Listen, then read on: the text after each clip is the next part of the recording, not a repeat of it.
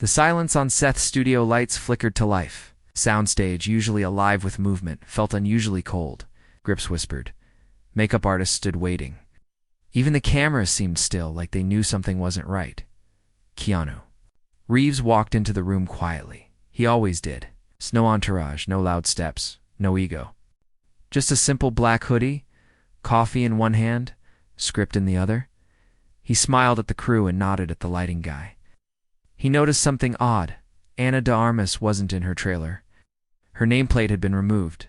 Maybe she's sick. Someone whispered.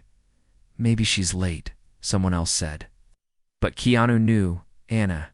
She was never late, never careless, and definitely never silent. He walked over to the assistant director, a young man named Liam, who tried to avoid Keanu's gaze. But Keanu's voice, calm but firm, stopped him. Where's Ana? Keanu asked. Liam froze. He looked around, then pulled Keanu aside. They replaced her, he said quietly. What do you mean? The studio decided last night. New actress. Arrived this morning. They didn't tell her. Didn't even call her. What? Keanu blinked. Contract issues? Marketing pressure? Something about better chemistry with younger audiences. They just ... did it. Keanu's hands tightened around his coffee cup, not in anger and disbelief. Ana de Armas wasn't just a co-star. She was someone he believed in, someone who had fought for her place in a world that didn't always welcome outsiders. He'd seen her show up on set with a smile, even when she was exhausted. He'd watched her help crew members carry heavy gear when no one else did, and now, removed. Her, without even a call? He stepped back, his breath slow. Did she know? He asked. She found out on Instagram this morning, Liam replied. Her face, ... it just vanished from the film's page. Keanu didn't speak for a long moment, but his silence said everything. 2 days earlier, Ana had woken up excited. It was a big day. Scene 42, the emotional confrontation between her and Keanu's character. She had practiced it 100 times in front of her mirror. She'd even skipped dinner the night before just to get every line right. But when she opened her phone that morning, the first thing she saw was a post, a new actress, a new name, photo with a director. Her stomach dropped. She refreshed the page again and again. Nothing. No mention of her. No thank you, no goodbye. She dialed her agent. No answer. She tried the studio. Silence. Her hands shook. She didn't cry. Not yet. Just stared at the screen. She put on her coat and left the hotel. Paparazzi didn't recognize her. No one did. She walked alone through the cold morning air. Each step, heavier than the last. Back on set, Keanu stood still. The new actress was being prepped in the makeup trailer. A talented woman. No disrespect to her. But this wasn't right. He walked over to the director. We need to talk, Keanu said. Keanu, we've moved on. It's done. You didn't even tell her. It's a business decision. No, Keanu said calmly, it's a character decision. And you just deleted part of the heart. Of this film, the director scoffed. Look, we've been good to you, Keanu. Don't make this about politics. It's not politics. It's principle. Yeah, the director turned away. Scene 42, we roll in 15. Keanu didn't move. He walked to his trailer. He sat down, stared at the wall. Then he did something no one expected. He put down the script, changed out of costume, took off the mic and walked out. No yelling. No big speech, just a quiet exit. The kind that makes the biggest noise. News spread fast. Headlines started to appear. Keanu Reeves walks off set, studio in shock. But Keanu didn't care. He wasn't thinking about his image. He was thinking about it. Ana and what it felt like to be erased. That evening, he knocked on her hotel room door. She opened it slowly. Her eyes were red, but she didn't cry in front of him. He held out a small bag. Breakfast, he said. You missed it. She took it, confused. Why are you here? Because they forgot how special you are. I didn't. Her lips trembled. The silence was louder than any applause she had ever heard. And for the first time that day, she smiled. The decision they never expected, Ana, sat at the edge of her hotel bed. the breakfast bag untouched beside her. Her hand still held the cup Keanu gave her, though the tea inside had gone cold. She kept looking at him, not like an actor, not like a superstar, but like a friend who had just done something unbelievable. "You left the film?" she finally asked. Keanu nodded. "They made a decision without respect. I made mine." Ana looked away. Her eyes burned, but she blinked fast to stop the tears. "I didn't even get a call, Keanu. Not even a single message." "That's not a reflection of you. It's a reflection of them." Outside the window, Los Angeles was waking up. Cars honked. People rushed to work. But inside that room, time felt slower, like the world paused to make room for two people and one quiet truth. Keanu spoke again, his voice soft. "Do you want to fight back?" Ana's eyebrows lifted. "Fight how? Not with anger, not with press, not with lawyers. With work. With art, we make something together. Our way. No middlemen. Just truth." Ana stared at him, confused, surprised, unsure. "You're serious?" "Very." For a moment she didn't speak. Then something changed in her eyes. A fire that had almost gone out sparked again. "Okay," she whispered. Within a week, they were on a quiet beach in Northern California. No crew, no set. Just a camera, a rented van, and two people telling a story no one else would fund. Keanu had written a script, not perfect, not polished, but real. It was about a woman who was silenced by the world, till she finds her voice through an unlikely friend. Ana read it. Her hand shook. It wasn't just a script, it was her story. They filmed all day long walks, deep talks, tears that weren't acted, laughs that weren't scripted. At night, they slept in the van. Keanu insisted on giving Ana the mattress. He curled up in the front seat with a blanket. "This is crazy," she said one evening as the sun went down. "The best things usually are," Keanu smiled. Meanwhile, the studio was panicking. Keanu's walkout had gone viral. Fans were furious. Critics were asking questions. Social media was on fire.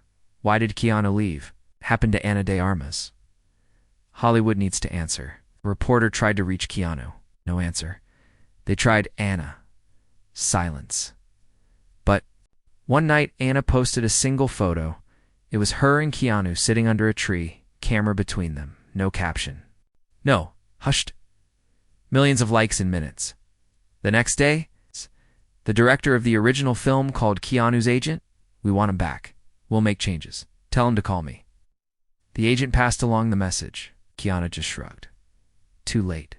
I'm already telling the story I believe in."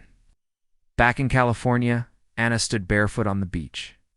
The wind pulled her hair across her face. Keanu adjusted the camera. "Ready?" he asked. She nodded. Her scene began a monologue about being discarded, overlooked, and finally realizing her own worth. Her voice cracked. Her eyes filled. But she didn't stop. When it ended, there was silence. Keanu didn't say cut. He didn't need to. She turned toward him, breathless. Was it okay? It was everything. Ana smiled. This time, it wasn't just gratitude. It was pride. A month later, they finished the film. Keanu uploaded it quietly. No press, no premiere. Just a link and one line. "This is for the ones who were never called back." Within hours, it exploded. Fans around the world shared it. Critics called it raw, brave, a quiet revolution. Na's performance was praised. Not just praised, honored. People saw her. Truly saw her. And this time, they didn't look away. But the moment that changed everything came during an interview. A host asked Keanu, "Why risk everything for one actress?" Keanu leaned forward, looked the camera dead in the lens, and said, "Because kindness isn't a risk, it's a responsibility." And in that one line, he said everything the industry had forgotten. The letter they never expect, Ana's. Morning light filled Ana's apartment with a soft golden glow. She stood in the kitchen, barefoot, waiting for the kettle to boil. The world outside had changed so much in just a few weeks, not because she had tried to make noise, but because she had dared to stay quiet and let truth speak. The film she made with Keanu had passed 10 million views.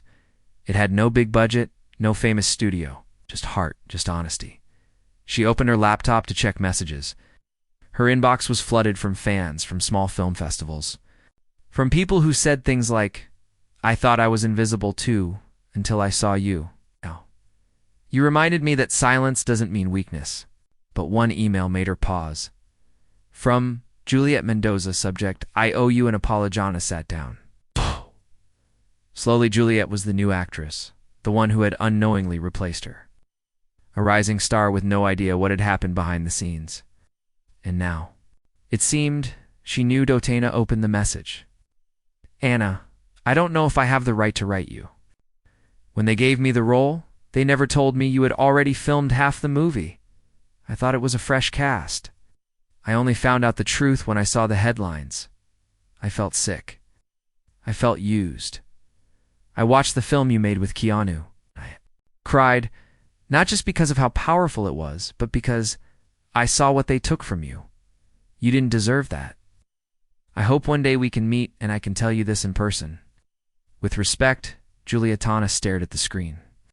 She didn't know what to say, but her chest felt warmer.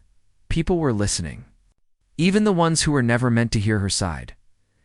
Meanwhile, Keanu was walking through a quiet neighborhood in Vancouver.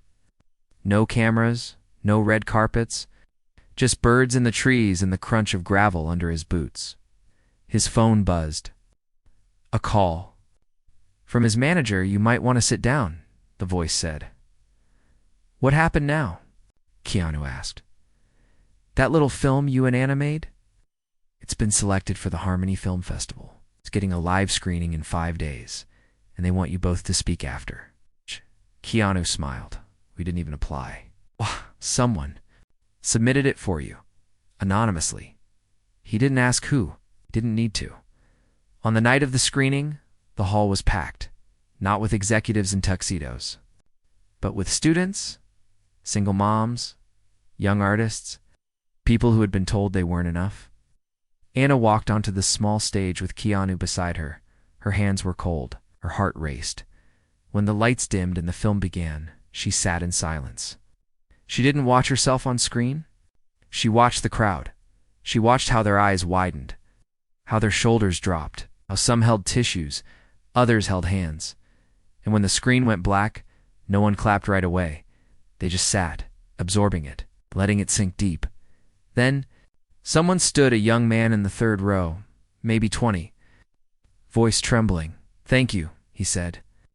"I haven't talked to my mother in years, but after watching this, I'm calling her tonight." And suddenly, the whole room erupted, not with loud applause, but with soft sounds. Sniffling, whispers of "me too," nods between strangers who had never spoken before. Anna looked at Keanu, didn't say anything, just reached out and squeezed her hand.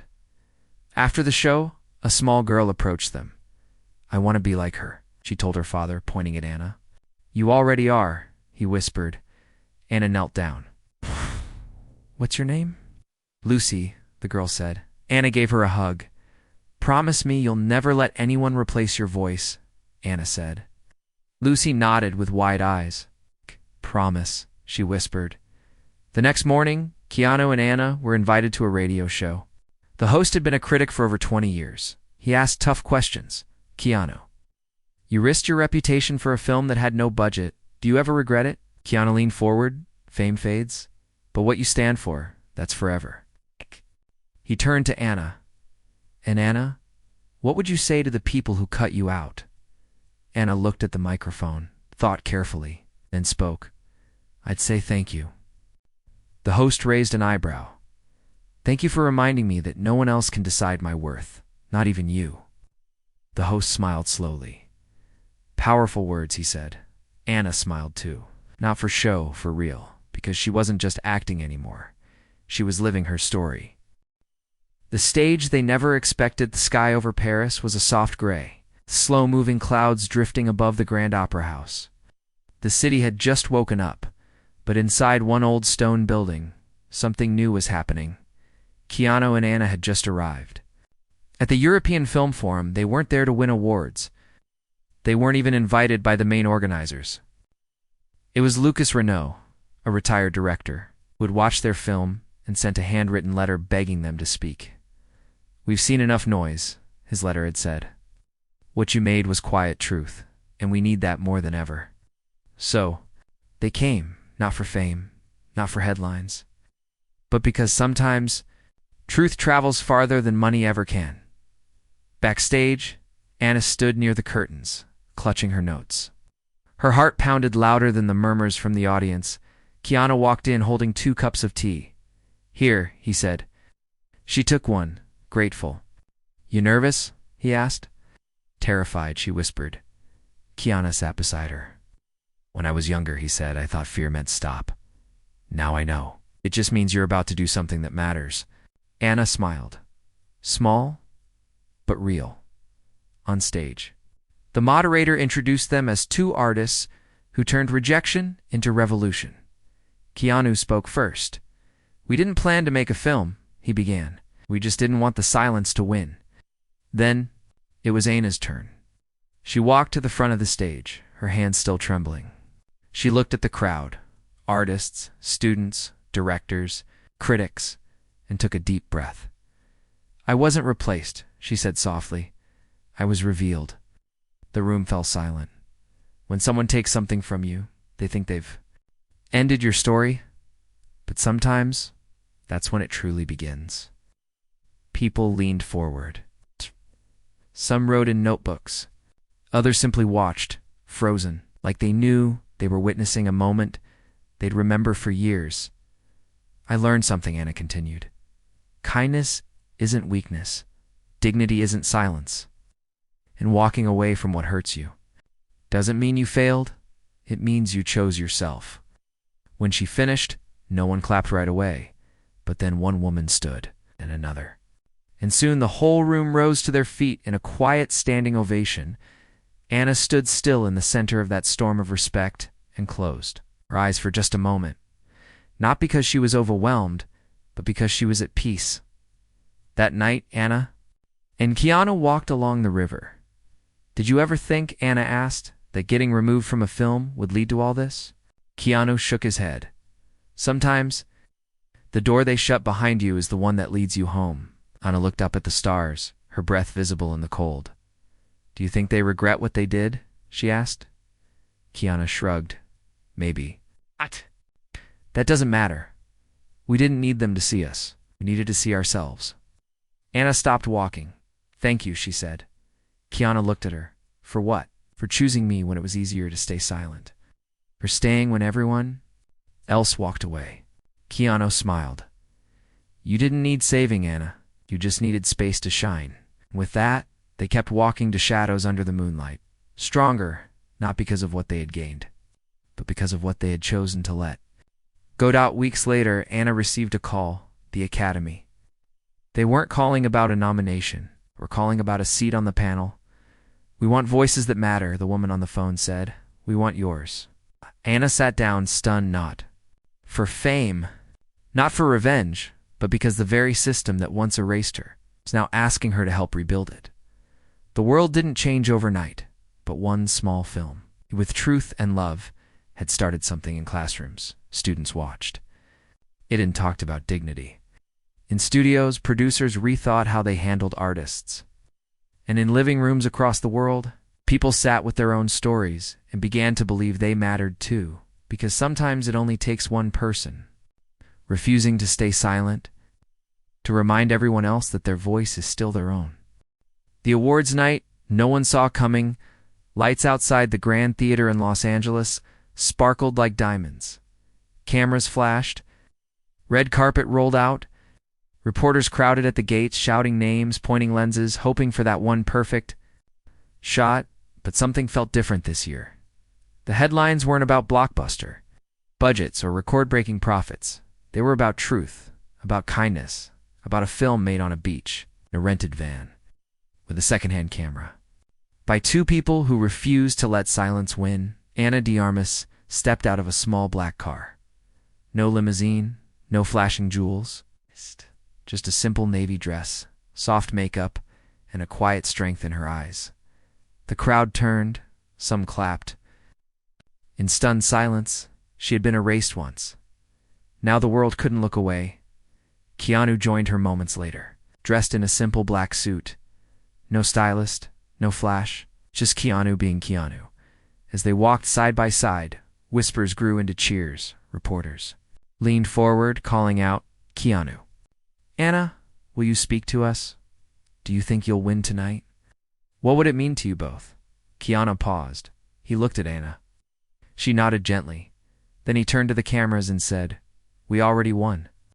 And with that, they walked into the building inside.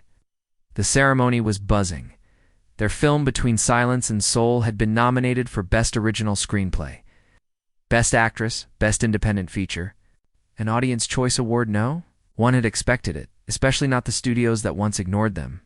Anna sat still as other awards were called. Applause filled the room. But her hands stayed folded in her lap. Not out of fear, but out of something. Deeper humility. When her name was called for Best Actress, time stopped. She didn't hear the applause. She didn't hear the host say congratulations. She just looked at Keanu. He gave her a quiet nod, so she stood, walked slowly to the stage, faced the world that once turned its back on her. "I don't have a speech," she began, her voice calm, raw, steady, "because I never thought I'd be allowed to stand here again."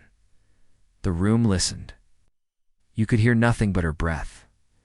"This award doesn't belong to me alone. It belongs to everyone who was told they were replaceable. Everyone who stayed up late rehearsing for a chance that never came. Everyone who was cut out of the frame but never out of the story." Her eyes glistened, but she didn't cry. "This is for the quiet ones. The kind ones. The ones who kept believing, even when no one clapped." When she stepped off the stage, people stood. Not just celebrities, but stagehands, technicians, even rival producers. Because in that moment, she wasn't just an actress. She was a mirror, and everyone saw a part of themselves in her. Later that night, in a quiet hallway away from the cameras, Keanu sat with Anna on a bench. She held the award in her lap. He held a paper cup of water. "You did it," he said. Anna looked at him. "No," she whispered. "We did it," Keanu smiled. "Maybe," he said, "but it was your story. I just had the honor of holding the camera." Anna laughed softly. "Do you think they'll change, Keanu? The system, I mean?" He looked out the window. "We're faint, but still there. Not all at once," he said. "But maybe they'll listen more. Maybe the next ANA won't be silenced. Maybe she'll be seen from the start." Anna nodded. "Double quotes, and if not," she said, "we'll be there too. Remind them." Back in the theater, the host took the stage one last time. "Before we close tonight," she said, "we want to acknowledge a film that reminded us why we fell in love with storytelling in the first place." The screen lit up with a single image, Keanu and Anna, sitting under a tree, a camera between them. The host continued, "It had no studio, no campaign. Just courage, honesty, and two artists who refused to disappear." The room rose to its feet again, not just for an award, but for a reminder that art isn't about its perfection, it's about presence. And when truth is told with love, the world always finds its way back to it. The legacy they never asked forth's soft hum of a train echoed through the hills of northern Italy. Keanu and Anna sat by the window, watching the vineyards roll past under the golden light of evening. The awards were behind them now. The noise, the applause, the flashing lights, all left in another country, in another moment. Here, there was only quiet and peace. Anna leaned her head against the glass. "It still doesn't feel real," she whispered. Keanu looked at her with a gentle smile. "You mean the awards?" "No," she said. "All of it. The film, the people. Little girl who said I gave her courage. The old man who told us our story made him forgive his brother." "How did this happen?" Keanu didn't answer right away. He simply looked out. "At the sky, because you were brave," he said softly. "And sometimes, the world listens to the brave." A few days later, they were invited to speak at a film school. Not in Hollywood, not in Cannes, but in a small town where aspiring storytellers met every week in a dusty classroom. With plastic chairs on and stood at the front, the students sat quietly, notebooks open, phones set aside. When I was younger, she began, I thought success was about being chosen, being cast, being invited in. She paused. But then I was unchosen, removed, forgotten. The room was still, and that was when I learned my voice doesn't belong to anyone else, not to casting agents, not to headlines, not even to applause. A student raised his hand. Did it hurt? I asked. Anna smiled gently. Yes, it broke something inside me. But it also made space for something stronger to grow. Keanu stood beside her now. Sometimes, he added, rejection is just the universe pushing you to your real path. That night, Anna found a message in her notebook, handwritten, folded neatly. She opened it and read, I wanted to quit acting next week. Everyone told me I wasn't good enough. But after today, I'm staying. Thank you for being who you are. Number. Name, no signature, just that. And somehow it meant more than any award. Weeks turned into months. Anna began working on her next script, a story about hope rising from ashes. A woman finding her voice again in a world that kept telling her to sit down. Keanu was producing it with her. They funded it themselves. Again, no studio. No flashy deals. Just purpose. One morning, Anna walked into a bookstore in Madrid.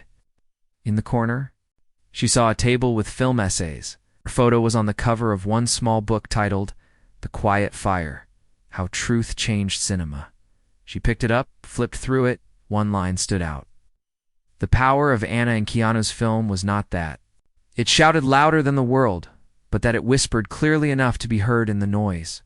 She didn't buy the book. She just smiled, because she didn't need to read about the story. She was still living it one day. They got a message.